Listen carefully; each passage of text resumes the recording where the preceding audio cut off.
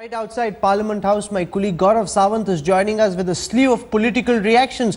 The opposition, of course, tearing into the railway budget for not offering anything to the consumer. Where are the SOPs seems to be the voice. Of course, 11 thrust areas. Suresh Prabhu talked about no new trains.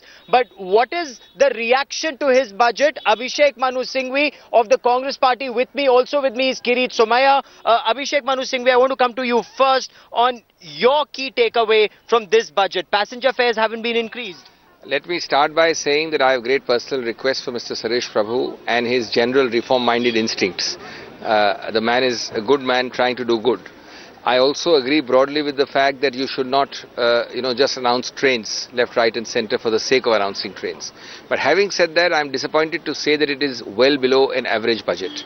Mr. Suresh Prabhu himself was capable of much more. As somebody put it, that perhaps they are in the process of winding up the railway budget as a separate budget, and this might be a farewell kind of a budget because it's very insipid. I'll make in less than a minute 3 or 4 points. Point number 1 is that Mr. Prabhu should have told us where he will get this money from. Will he get it from Mr. Jetli? Will he get it from the sky? Today, you see, you are saying that you will have PPP. Now, PPP is uncertain. We don't know how much PPP will come from where. You are not increasing fares. You are not having any resource generation of a big kind. So how this budget is balanced is a mystery, because you can't do good without the money. Secondly, safety, of which if the budgets are talking about, there is no change on the ground on the statistics. The ground statistics alone will validate all these tall talks about safety. Third thing I am concerned about is that this whole talk of modernization of railways, which is vital. Our railways have a decrepit, dilapidated look. To have that modernized look, where is the capital investment going to come from? Now, it's not enough to say PPP. Yeah. PPP is in the air.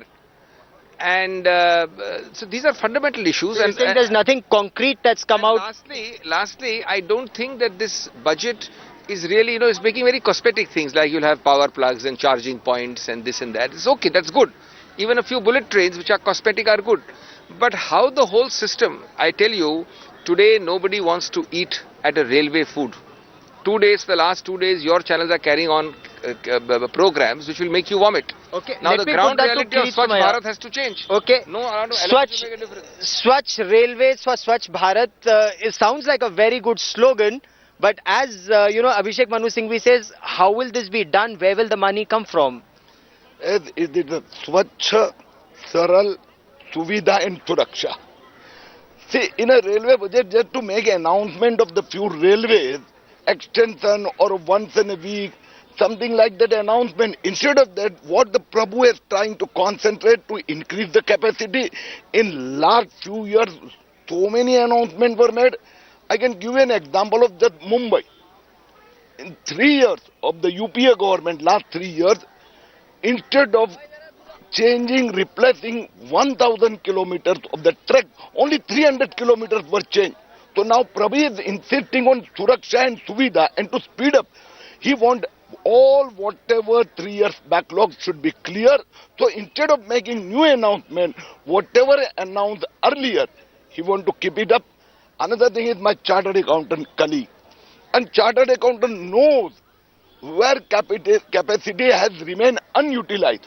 So without investing a single paisa, if I exploit that idle capacity, that is the best railway minister. No, what Mr. Prabhu has done. Another thing I will tell you, he insisted that instead of wasting money on human life, the open level crossing, this Suraksha of commuters, he insisted on that.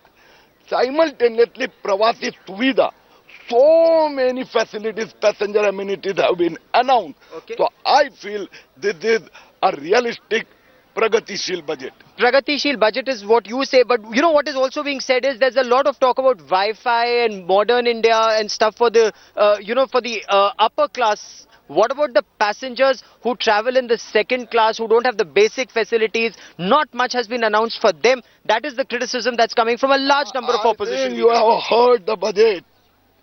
He talked about the general class, the general passengers, amenities for them, the best food.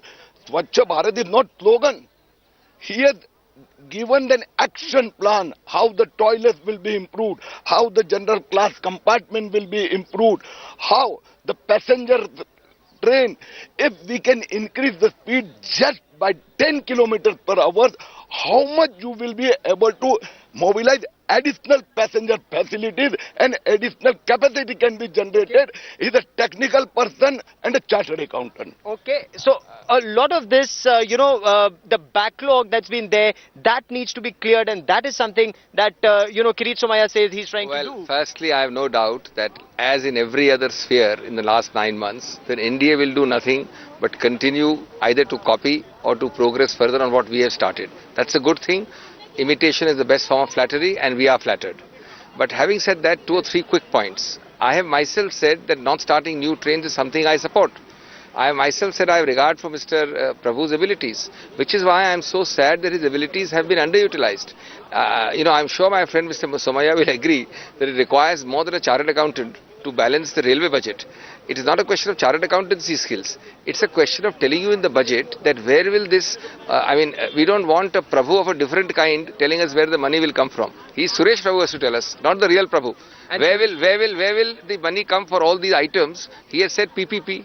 He has said no freight increase, no passenger fare increase. So there has to be a methodology. It can't be wished away.